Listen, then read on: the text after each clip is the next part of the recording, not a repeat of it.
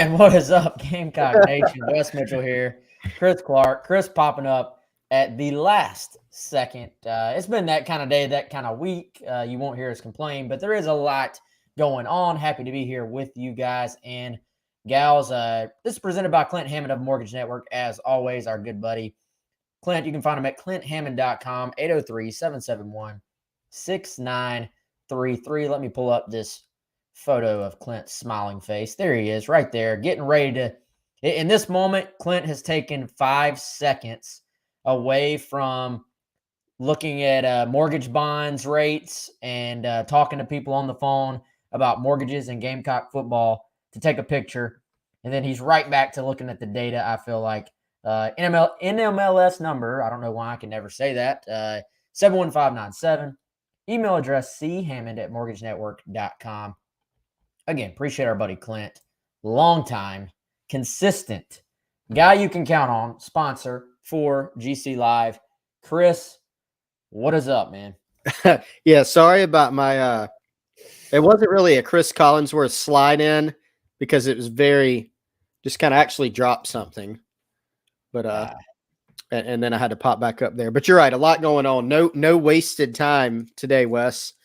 Planning a lot.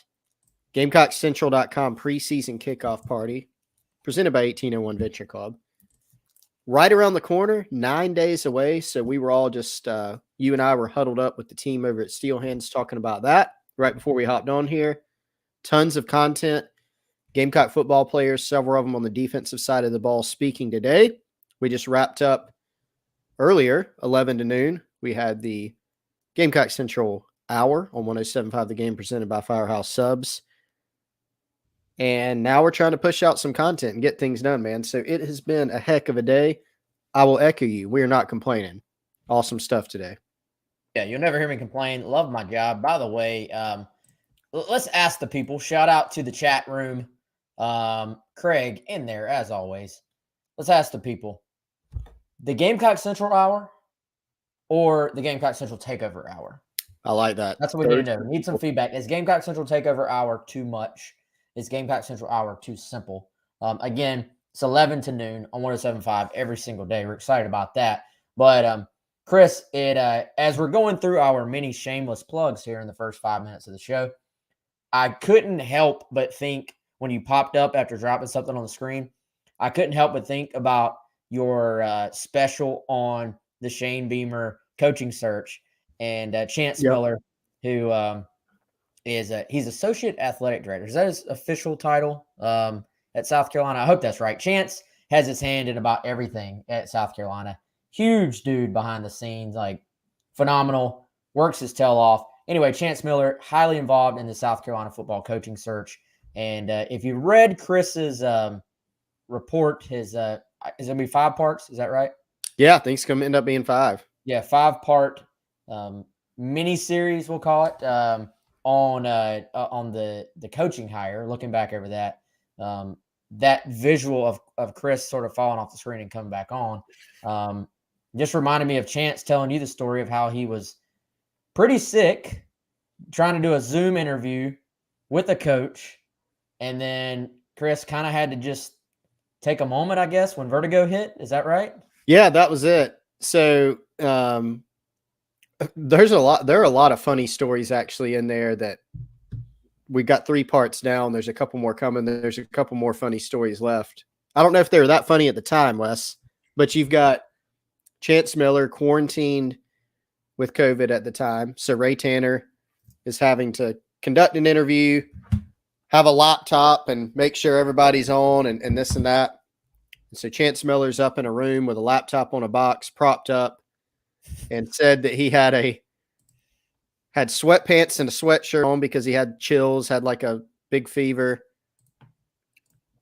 rips off the sweatshirt and puts on a polo so he looks put together before the interview starts, and dropped a pen or dropped something and then just hit the deck. Everybody's like, what happened? Are you okay? Said he got a text from Ray Tanner in the middle of a coaching interview. What happened? Are you okay? So funny stuff there. Yeah, that was a fascinating story and a fun story, to be able to report. I know you were in there when we were talking with Shane Beamer, Wes, about some of those things and some of the stories he had. And I think part 4, which will come out probably next week, is going to have a little bit more on that final day. And there's some funny stuff from Shane Beamer in there too. So if you haven't seen it already, go check it out. GamecockCentral.com. 3 parts down, a couple more to go. Yeah, good stuff. I think you're right, man. It's one of those stories that's a little bit funny for those guys to tell now. At the time, I don't think anybody was laughing. I'm sure it's just a grind for kind of everybody involved. Pretty cool. I don't know if this is going to be included in there, Chris, but so hopefully we're not like giving away one of your big topics for later on. But the fact that Beamer has his speech from the press conference, is that? I'm not giving anything away, I don't think. No. It's mounted. If you go in his office right now, it's been framed and it's up on his wall. And it was pretty cool when Chris and I had our sit down with him. He was like, I had this press conference, and it ended up being a very long press conference, completely mapped out, drawn out, basically, speech all planned out. And Beamer said he didn't really look at the sheet once because he kind of got up there and was just, quite literally just speaking from the heart. But I thought it just kind of showed the level of detail and planning, just type of person Beamer is when it comes to stuff like that, I think. Yeah, it did. And same thing, actually, Wes, when he was his first, kind of official communication with South Carolina about the job was a phone interview with the administration. That was before the in-person interview. And he was at his desk in Oklahoma, he told us, and big desk, and he's got papers, Post-it notes and papers, strategically all around the desk so you can refer to them. Didn't look at them once. He had a very specific plan, spoke from the heart there too, knew what he wanted it to look like, had his ideas all in his mind because he'd been thinking about it for so long and had so much, familiarity with USC. Knew Ray Tanner. Ray Tanner was head baseball coach at South Carolina for the entirety of Shane Beamer's time as an assistant too. So obviously that went well enough for him to get the in-person interview, notes or not, and was able to eventually land the thing. So yeah, that was a really cool story. I think part 4 might be one of my favorites that's going to be coming out next week. So looking forward to dropping that next week. Yeah, Beamer must have said something right, must have done something right. Absolutely. Sort of just blowing away South Carolina administration and obviously getting the job. And it looks like a great decision by all parties so far. Again, check that out. You can do it for 50% off if you're not already a subscriber, 50% off your first year, limited time. That's going away soon. So if you're kind of waiting on that, go check it out. Go take advantage right now, GamecockCentral.com. Chris, I want to talk a little bit about preseason camp. Craig has a question about Xavier McLeod.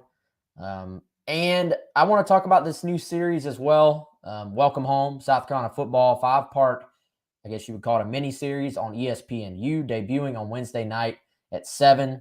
It'll be the next 5 Wednesdays at 7 p.m. Again, ESPNU.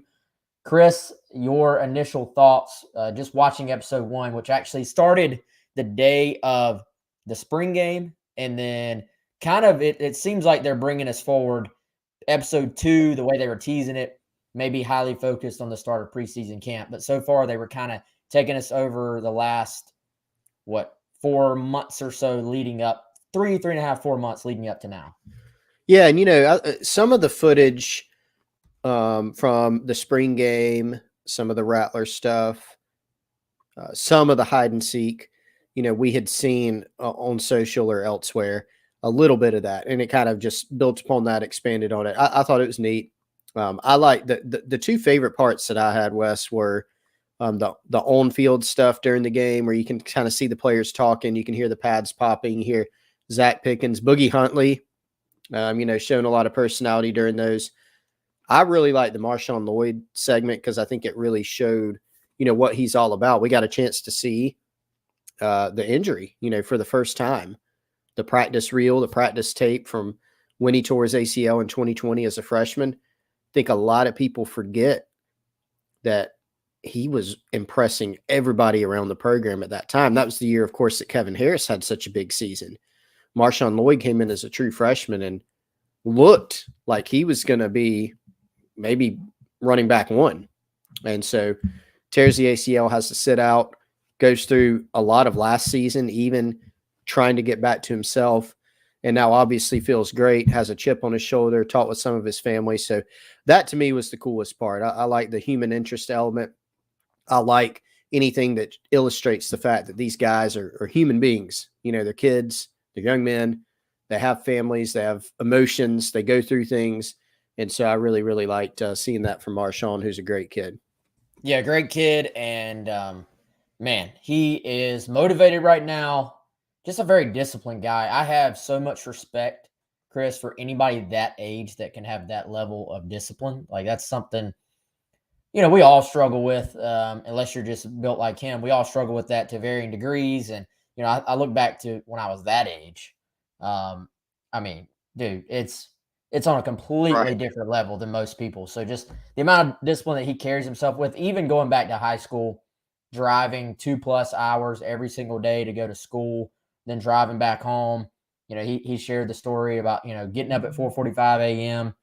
You're leaving school at like, what do you say, 8 o'clock, and then go to bed, you eat, go to bed, shower, whatever, and you're right back at it. And so just you respect the people that can do something like that, because not everybody can. And it's a very small amount of people that can actually do that and do it on a consistent basis. So incredibly impressive there. What did you think of the extra footage just of the spring game itself?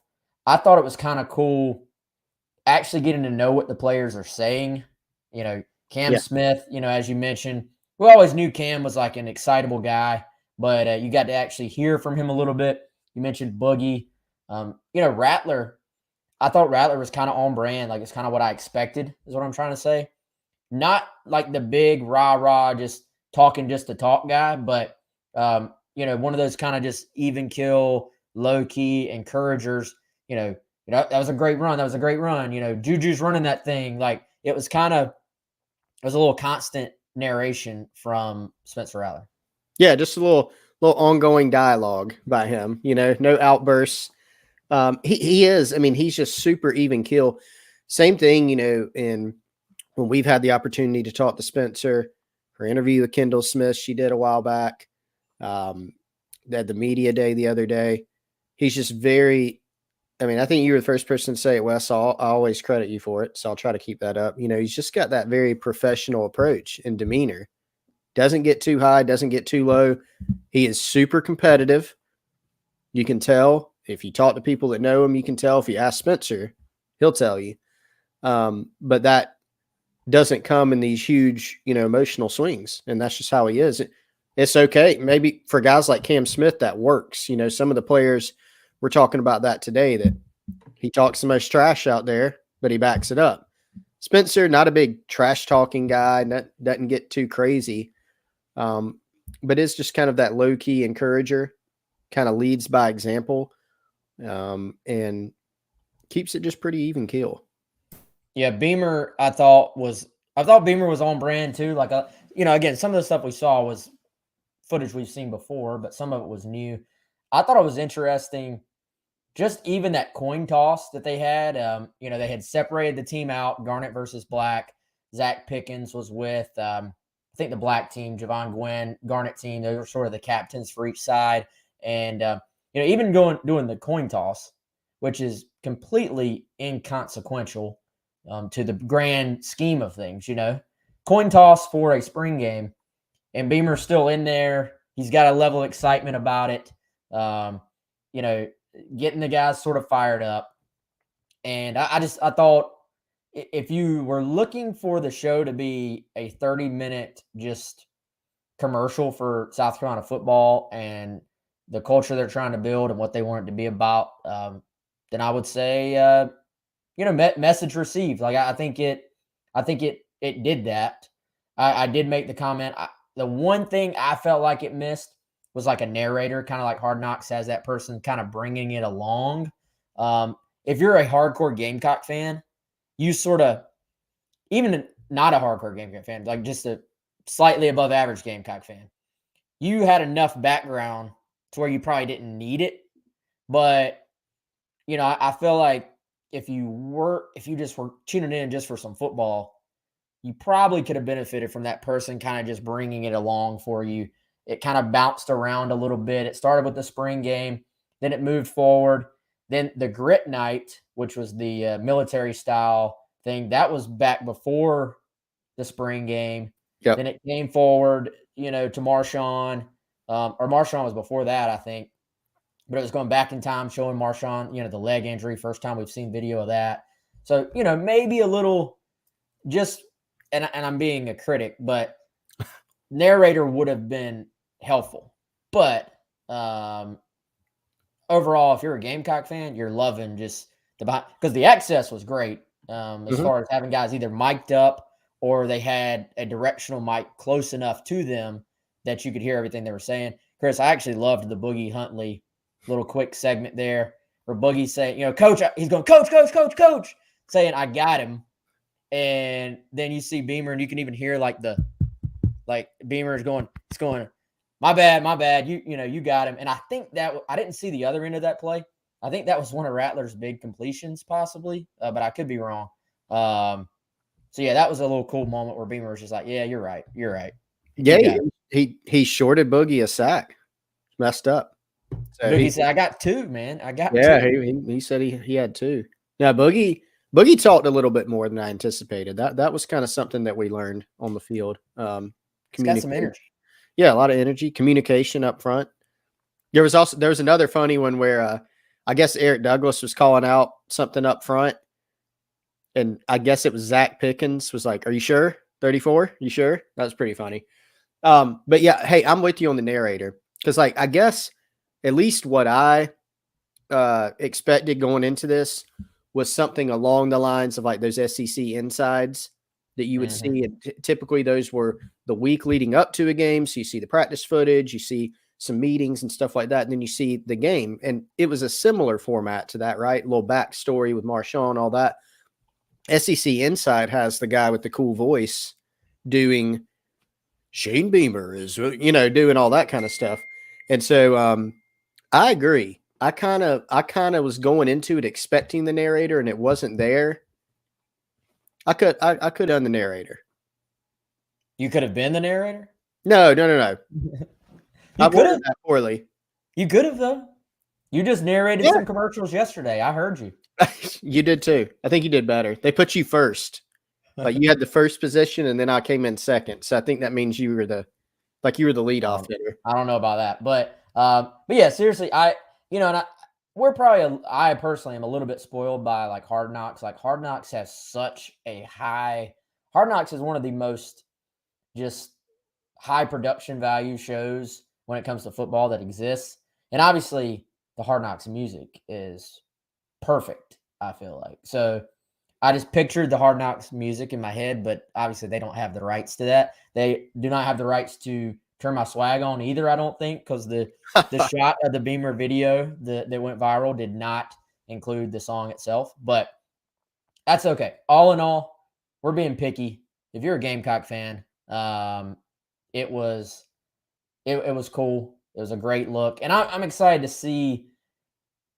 I think I'm more excited for episode 2 than I was for episode 1 because I think episode 2 will have almost all new footage because they're going to start to get into camp and we're going to get a feel for some in-house things as far as that is concerned. You did get a little bit of Beamer. I felt like the quotes from Beamer towards the end, Chris, were a little bit more on point for what his actual thoughts are on the team as opposed to what he would say in like a press conference setting. It's a little bit more like, we got a chance to be a dang good football team. Like, I don't feel like he would kind of emphasize that quite as much. It's a little more, you're not going to hype your team up too much in press conferences, but behind the scenes, you get a little more like this is how he really feels. Like, hey, this team has been upgraded. My words, not his, but that was kind of the point he was getting at, I felt like. Yeah, it looked like Wes when they were when Beamer was talking towards the end, and they had like a staff meeting there. Looked like they had a little bit of a depth chart. Was that what that was, or was that a recruiting board? I couldn't tell which it was, and you know what? I also couldn't tell. I couldn't tell if those if that sound was actually from was that sound from an interview that the production team did with him? Or is that the way they cut it? Like Yeah. you saw, it was definitely multiple. That wasn't all one big thought, I feel like. Because part of the time he was talking about the team and kind of this season. And then part of the time it was like he was talking about the guys they've added to the it felt to me like, okay, is this actually part of the staff meeting? Or has he been like maybe asked some questions by the production staff and it's being edited into being a staff meeting? Not that it really matters, but it just in my brain, I'm like the wheels were turning. I'm like, is this an actual staff? No, we needed to get the it was I kind of team. cut. It was kind of cut to make me think that they clearly videoed a staff meeting. Yeah, they definitely did that. We know but that. then was it like, all right, here's some answers to some questions, and then let's make it look like we're in a staff meeting. I don't know. It doesn't really matter, but that was what I was thinking about. I would like to know. And I do, I just, from where I was, I'm 20, 30 feet from a TV, and I haven't gone back and looked again. I might have to go back and look and see if I have a theory on whether or not that's a depth chart or a recruiting board. Either way, we will then take a picture, pull out our magnifying glasses. You need like there you go. Those bad criminal shows like enhance. Like we need to see what's on the board there. It'd be like super blurry. Yeah, that'd be good. Hey, let's talk a little recruiting. Then we will shift gears and get to actual preseason football practice. South Carolina, several players speaking today on Thursday. Then we'll get a little bit of practice action on Friday that we'll be able to watch and give some feedback on that as well. But Chris, I almost forgot that we even need to talk about this. We do need to talk about Jayden Robinson decommitting from South Carolina. That's some news that we had been given a little bit of a heads up. Hey, be ready. This is probably coming. I think the staff, by all indications, definitely knew it was coming. And Chris, we're already kind of they've been planning for the next step there at linebacker once the writing was on the wall here with that. Yeah, I think that's been a common question today on the Insiders Forum on Gamecock Central is, what's the direction now for linebacker? We don't really know for sure, to be honest. I think there are indications that the staff has some irons in the fire there, so to speak, that they've got some ideas that they may have even a direction, but we just don't know what that is quite yet. Robinson was a good get for Carolina when he committed at the time. Remember, he got the offer from Florida very late, and the thought was that it was too late, which it was. That's where the evidence pointed, since he's still committed to South Carolina. The Gators had missed out on some linebackers. They came around to Robinson late. At first, the feel was that it was too late for them to step in, that there was a recognition that he was kind of, a little more down their board and didn't offer until some other guys, fell off the Gators board. But as time went on, the in-state factor, a couple visits there, those feelings can sometimes kind of subside. And I think that's what happened here with Jayden Robinson. Definitely, man. So the other obvious question lots of times people will have, hey, do you think this guy could end up back in the class? In this case, I think a fairly certain prediction here would be that no, he will not end up back in South Carolina's class. At one point, I think it was going to be pretty obvious Florida was going to be the favorite, whether he just decommitted and then kind of let the process play out a little bit, or if he did what he did, which was decommit and immediately just basically flip directly to Florida in this case. So either way, even if he hadn't have gone ahead and committed to Florida, then I think the chances of him ending back with South Carolina, much like, Cam Upshaw did, this is not a Cam Upshaw situation. Don't expect him to be with South Carolina. And again, I think Carolina's moved on. Jayden Robinson's clearly moved on. It's a true split, and both sides will sort of go their way and kind of go from there. As Craig says, Carmelo Taylor to Penn State was a surprise. Absolutely. I mean, he was going to commit to South Carolina when he had that original commit date. Like I'm very comfortable saying that is the case. As with anything, when guys push it back, though, Chris, it opens the door. Things can change. I think, sometimes you got to remind fans like, hey, this is how it is. especially even if we're getting information that is 100% accurate, it can change at any moment. So whenever a guy pushes it back, sometimes it's like, okay, Big Tree Babalade, when you start hearing, okay, he's probably going to go ahead and announce soon anyway, then even with that one getting pushed back, you kind of, all right, is Maryland still involved here? How hard are they pushing?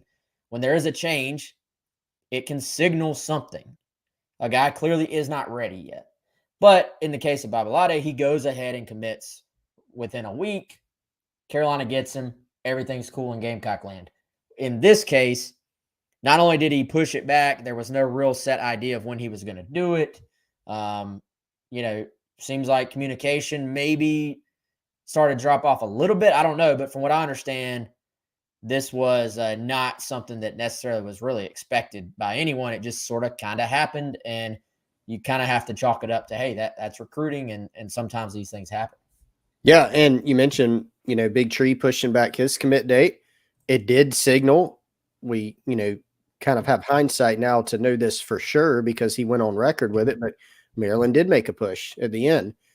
South Carolina held it off. Obviously here, Penn State, made a push and they were able to get him at the end. So, I do think it's it's a guy that if you're South Carolina, you are counting on him kind of, you know that he's going to commit on the 31st, push it back. And even then you still feel pretty good about it. But you lose him there at the end and that's a blow for sure. I mean, this is a kid out of Virginia that has speed, was a guy, 4-star guy and a guy that they seem to like a good bit and have been in good position with for a while. So got to turn the page and try to go land some other guys. Wes, I think that's a position that there's still a few guys left on the board. I think a couple of them at least, you consider like an Aiden Williams, for example, out of Mississippi, looks more, I think, like Ole Miss for him, but someone who's been on campus and they'll continue working. And I think the board, there could be some shifts and changes there. Always, I think at any position now, you got to say, watch the transfer portal. And we don't know who's in the transfer portal right now. We won't know till after the season. So a lot of storylines there left to monitor. And just, I think time will tell which direction it goes, kind of like linebacker. Yeah. And I know fans may be a little frustrated on that, but you're going to be able to find receivers in the portal, man. Like I feel like quarterbacks, now granted, it's going to be a little bit more limited as far as trying to find like elite guys every year in the portal. Is a Rattler going to be out there available for South Carolina every other year in the portal? Who knows? But I think as far as wide receivers, even, you look at this past offseason, Carolina was able to go out and add Corey Rucker, add Juice Wells, and really those two guys have helped flip that position. And in the case of both of them, you're not talking about senior transfers either. Now, they're going to be NFL eligible. So if they have like, a couple of huge seasons, next year or something, then yeah, it's not quite the same as bringing in a freshman. But as far as them having eligibility left, it is kind of similar. So I think that's a position. I know fans would like to see a couple more high school guys come in and be able to stay for their full career at South Carolina. At the same time, I think you look at it and you say, all right, you don't necessarily have to reach on a high school guy that you just are unsure about. You just go portal again because you're always going to be able to find wide receivers in the transfer portal. Maybe not the way you prefer, but if that's what you got to do, Chris, I think that's what you do. And that's been, I think, the best thing that Shane Beamer has been able to do since his time at South Carolina. They've done a really good job in navigating, potential defections. Now, there were some defections from the roster that could have helped, certainly. But they did a really good job of weathering that initial storm. Your coach comes in still during a shutdown. He didn't recruit you. You got almost an entirely new staff. They were able to keep a lot of the roster intact, even with rumors and all sorts of things going on about some current members of the team. And then they've done a really, really good job with the transfer portal. They landed some guys in that 2021 class that ended up impacting the roster in a positive way. And then certainly the 2022 class, they brought in 9 guys on a scholarship basis. And then, Dante Miller, for example, out of Columbia. And it's a class that includes the receivers you mentioned and Austin Stogner and Spencer Rattler and Christian Beal-Smith. I mean, it's a really good transfer class. And so with the way college football is going now, in some cases, you're almost just as good, grabbing 9 players from the portal, 9 high school or JUCO players. Like, I don't know if you want to get that high number every year out of the portal. But for South Carolina, that might be a niche for them. Maybe they don't end up signing, a bunch of 5 stars every year from high school. If they do, great. Maybe they can do both. That would seem to be, ultimately the goal. But they've navigated the portal well, and I think that they will need to navigate it very well this offseason too, particularly because this year, Wes, they're losing a lot of talent off this 2022 roster. Offensively, defensively, you're going to lose, just a rough off-the-cuff estimate. You lose 3/4 of your starters probably on both sides of the ball. Well, I think, Chris, the difference is in the past, if you missed on a guy, you didn't really have the portal to fall back on. So if you're South Carolina, maybe, for example, maybe if you're Alabama, you've got Lord knows how many 5 and 4 stars visiting your campus every year. So you don't have to hit on as high a percentage of those guys to still feel like, oh, I've filled these needs with some really good players. If you're South Carolina, maybe it's a little bit limited number, size of the pool you're pulling for. You miss on a guy, you feel like, oh, I got to take a step back. Now I feel like you don't really have to give in. You can say, well, let's wait and see what's out there in the portal. And maybe there's a guy of similar talent. Now you might have him for less amount of time, it might be for a year or two instead of a full career. But hey, the other side of this is if you take a freshman and he doesn't play right away, he may transfer after a year anyway. So, right. You bring in the transfer, you're kind of catching him on one end of his career, but any freshman you bring in, you have to know that they could very easily hit the portal and leave your program too. So there is no perfect way to do it right now. I think every team is going to be a little bit different, and every staff will be a little different, Chris, but every single offseason will be a little different in your approach based on your current group of guys and the guys that are available to you as targets, I think. So we'll see. Lots of questions about Xavier McLeod. I'll tell y'all this. The definitive answer, which even it can change, but the definitive answer on McLeod as far as timing is soon. Now, I wish I could give y'all more, but frankly, I've heard everything from as soon as today. I've heard no, not today, Saturday.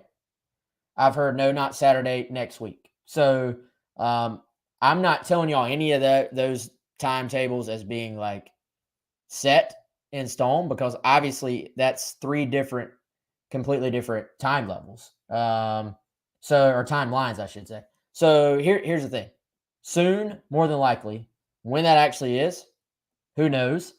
I've long always thought it is going to be South Carolina, but I can't definitively do the thing we do where we say, hey, we feel good about South Carolina's chances. Wink, wink, and that's how y'all know, oh, they know he's going to South Carolina. Chris, this is not one of those cases. I think South Carolina feels good about where they're at. Again, I've had a prediction in for McLeod for months. I've not changed it. That said, it's been a little unpredictable. And I can't completely rule the other teams that have been involved. I've heard enough about it not being completely locked down yet that I can't give everybody the wink. Yeah. Is the wink still the wink if you're giving it away? Yes. Yeah, people understand. I agree. Yeah, you still got to do the wink. I'm with you.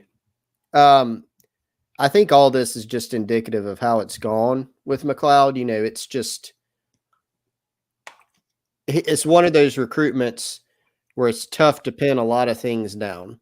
Xavier enjoys the recruiting process, clearly. He's been on a lot of visits. The timeline has changed, not just this time, where we're sitting here going, okay, which of these 3 or maybe more, potential times could it be? It's changed a lot more times than just that. So it's been kind of tough to pin down from that standpoint. I have the same thought as you on the potential destination. And Wes, one more, I just want to make sure we make mention of this. Another target with a decision date set for Friday. Vakari Swain, listed as an athlete, probably a DB on South Carolina's board, out of Carrollton, Georgia, Central High School. He is a guy that's planning on announcing on Friday as well. Yep. Noon. Low-key kid. Yep. Wait, what did you say, Chris?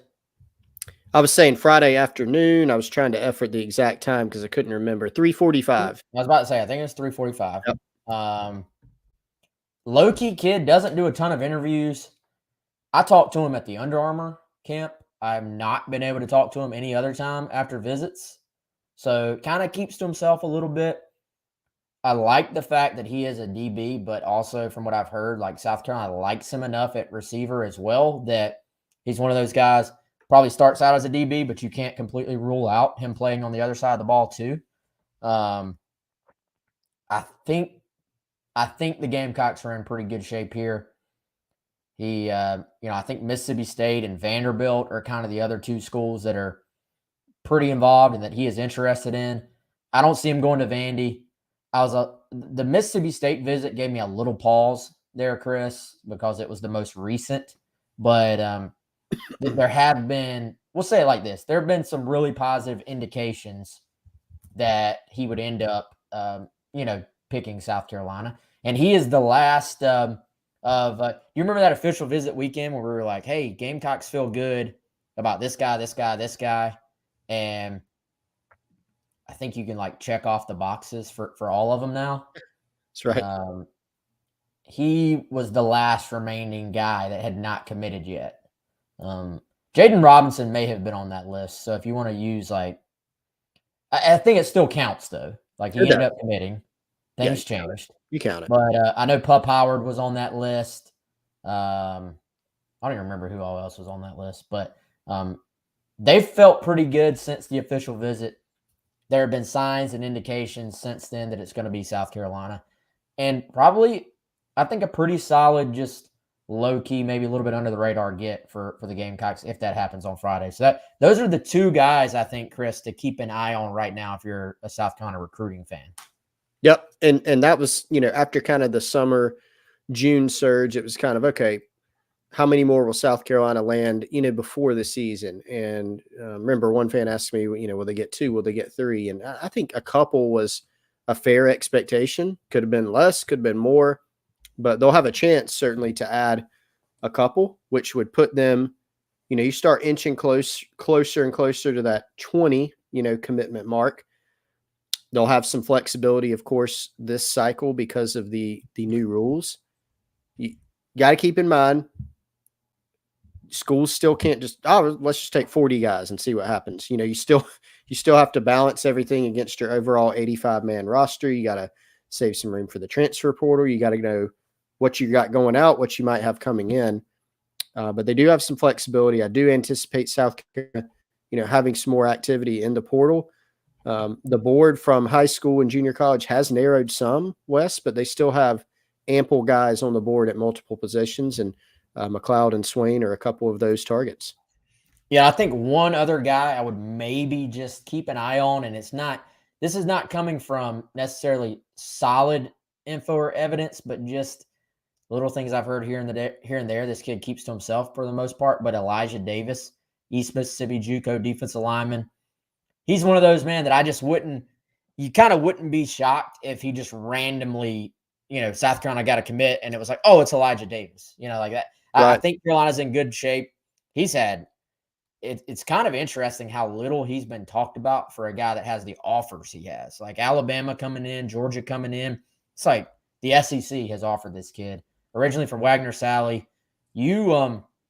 I think you were pretty high on him out of high school, Chris. He was a guy we've mentioned before, but maybe just hasn't gotten the traction yet with the fan base.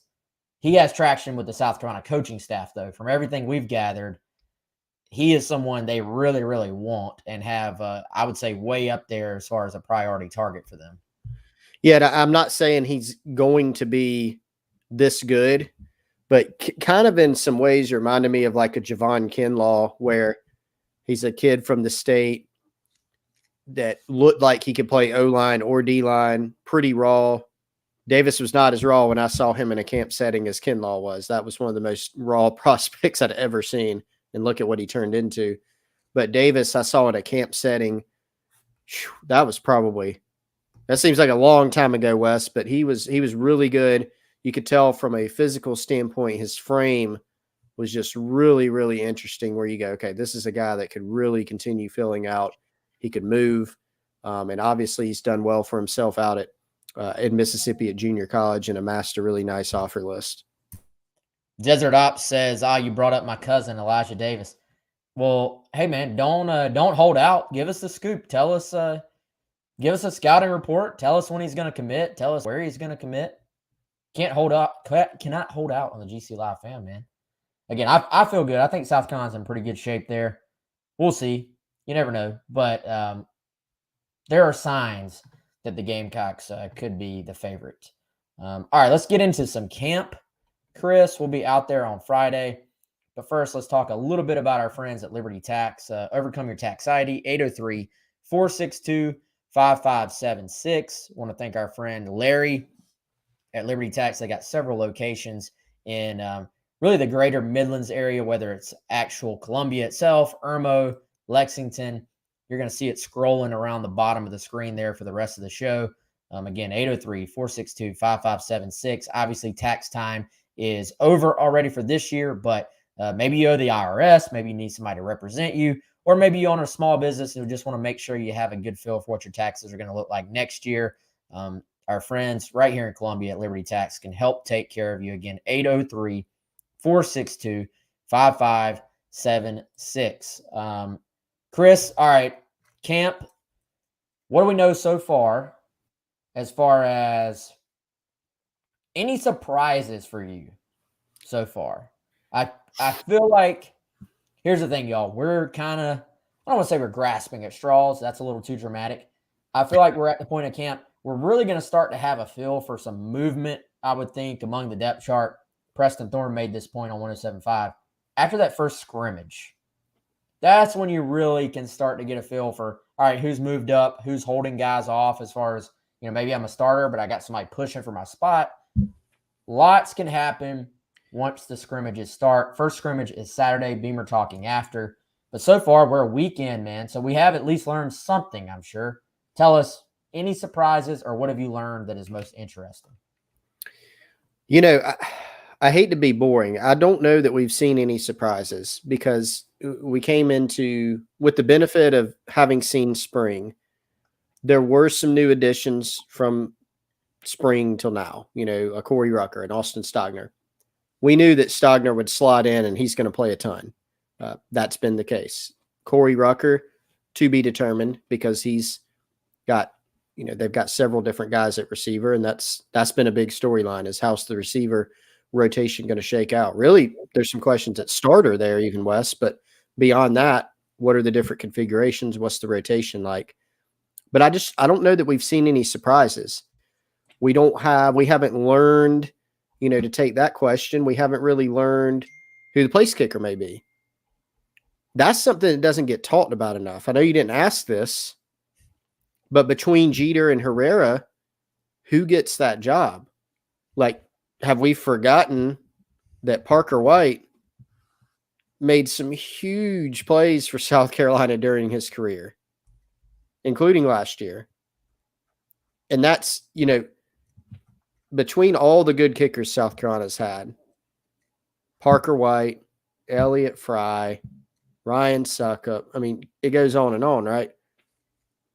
You just kind of just assume there's going to be some kicker out there who's going to hit most of the time from most distances in most situations. And we don't know. Like, they've got some guys, Herrera and Jeter, are capable of doing it. They have, can we say leg talent, Wes? If you say arm talent for a quarterback, they have those traits, but like, you just never know what you're going to get with a guy until you get to that game situation and put them in some spots where the heat is on, the pressure is on. So I don't know. I don't know how I even got there. That didn't even answer any of your questions. So I would say, what have we learned? I almost gravitate more to what have we not learned? And kicker's a big question for me. And then some other spots, right tackle, the receiver rotation, who's going to play how much. Those are things we still haven't learned yet. Yeah, who's going to start besides Zach Pickens at defensive tackle? Yep, it's another one. It feels like Boogie has been kind of pushing since the end of spring, but we'll see, man. I mean, several guys who I would say have at least earned consideration at that spot. And yeah, to your point, kicker doesn't get talked about a ton. It's not as fun, I guess, to just talk about the kickers, but that's a spot that, to your point, South Carolina has benefited from really, really good play. I thought this was interesting. I just pulled it back up. When we talked to Limbo, when was this interview from? The story is from April 9th. So this would have been right towards the end of spring, just to give everybody an idea of kind of where it was at that point. He said, and they track everything. So it's really going to ultimately be up to the guys themselves. Like, it's not even, Limbo's not even picking a guy, I feel like. It's like the numbers, the performance is going to pick who gets to be the kicker, who gets to start the season as the kicker. And I don't see Limbo's not going to be scared to run this competition all the way up to the start of the season or even into the season. I feel like if he has to, he's a veteran coach.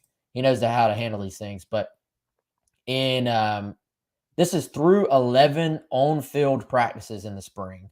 Both kickers were hitting at an 80 to 85% rate in practice. And you may say in a vacuum, what does that mean? Is that good? Is that bad? That's without the pressure of 80,000 fans. Ultimately, Chris, that tells me both of these kickers probably have that leg talent you're talking about to kick. I meant that seriously. I wasn't even being funny, but no, I know. Yeah. But it's funny how you handle it. Even Parker White, the year he took over as kicker, it was because South Carolina sort of had a different. He was not the first guy to get the opportunity, and I feel like he handled the pressure in game situations a bit better.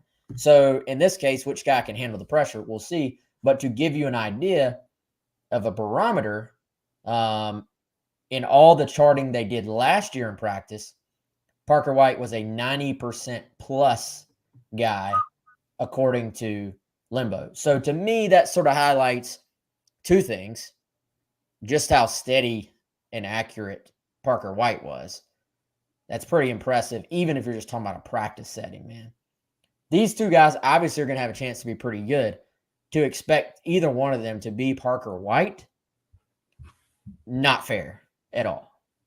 Not fair. And, again, you may get in some games where the field goal is a difference. So talking about the kicker is every bit important as talking about the backup at tackle or the backup at running back or even starters at a lot of positions. It's a critical position. For things as small, quote unquote, as kickoffs, but certainly with field goals. I mean, that's it's a significant area. With those metrics that you mentioned, 80, 85%, you also kind of go to, okay, well, what is it? 95% from 30 to 39 and 60 from, 48 plus, I mean, you got to consider those things. We don't have all that data, but I mean, the biggest thing, there's two big things actually. Number one is having the talent to be able to hit the kicks, but two, being able to do it under pressure. And Parker White was he had both. I mean, remember that interview we did with him, Wes? He went on for 15 minutes about the routine, mentally and physically that he did leading up to a kick. And you can see that regiment that he has. That's why I think he was able to be so consistent during his career. So big storyline there. Didn't mean to talk about kickers so much, but I think it needed to be said. Yeah, it did, man. And there's several guys involved in that. I was even looking back because I remember Limbo gave a little bit of, I would say, an evaluation on the skill set there. And talking about the kickoff specialist competition, he said that Jeter and Herrera were in that as well, along with William Joyce, who is kind of a combo kicker, punter, kicker type guy. And this was just him talking about kickoffs, but I would assume it sort of applies to field goals as well. He said Jeter has had the stronger leg on kickoffs, but Herrera has been more accurate in kickoff placement. So with both those things, as you said, I think, the point you were kind of getting at, maybe one guy is your 40 and in field goal kicker. Maybe one guy is your, 50-yard field goal kicker, and you kind of split it up that way. So one of these comments on here, don't forget about Kroger's injury. Does Kai Kroger come back for the start of the season the way they're hoping?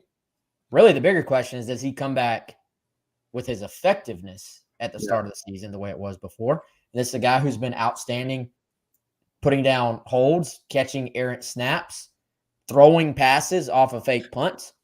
One of your better athletes South Carolina's had at punter, although they've actually had some decent athletes at punter, believe it or not. So we'll see. We know we're in football season if we're diving into these things, which I'm excited. I love it. We probably need to do an update on Gamecock Central on camp battles. And the more we're talking about it, this field goal kicker battle is definitely one to watch. It is. Maybe Kai Kroger can come back and still hold and punt the ball with his arm. Wonder if they'll allow that. A throw. Best holder in the country. He is, man. The fact that what was Shane Beamer was it was Parker White that he was worked up about, right? About not making the list. Did he do a similar rant? Sounds negative. I'm not, because I agree with him on Kai Kroger, because Kai didn't make that holder, like the best holder in the country list. Oh, yeah. I think there were 3 guys on that semifinalist list, and to add insult to injury for South Carolina, one of them was Dabo Swinney's son. Kai Kroger, he's the Pete Mortell Holder of the Year award. Who did Pete Mortell play for? And this has not been around very long, because Pete Mortell won it in 2015. I guess they named it after him. He played at Minnesota. Reed Bauer from Arkansas won it last year. Good job, Reed. But anyway, I didn't see him miss a single hold last year. I can definitively say that. Exactly. But I don't know. Kai Kroger is really good. He should be on that list. I don't know if they have a preseason watch list for the Mortell Award that has like 800 guys on it, like some of the preseason watch lists do. But Kai Kroger should be on there. Guy was on a preseason watch list, but I think it was for punters. I have not seen a holder list come out. All right, we are deep in the weeds. We need somebody to save us. I think that's going to do it. It's almost 3 p.m., so we got stuff to do, places to be. Chris, you got closing thoughts, man? Yeah, I was going to say, I'm glad you cut me off, because I was about to start wondering aloud if there's like best punter athlete watch list. So let's just go ahead and cut it off. Thanks, everybody, for joining us. Good timing. We'll be back soon. 107.5 tomorrow as well, 11 to noon.